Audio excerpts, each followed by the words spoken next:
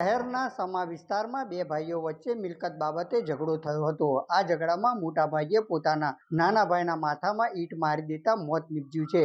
29 તારીખે લગભગ સાંજે ફાધર ઓટો લઈને આવ્યા ઘરે।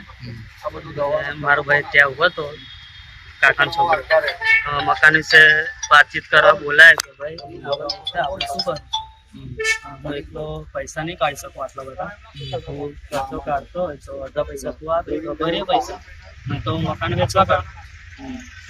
એટલે એના પપ્પા આવ્યા છોકરાના, મેં કીધું મકાન ના વેચવા કાઢીશ, મારા નામ પર કરતું।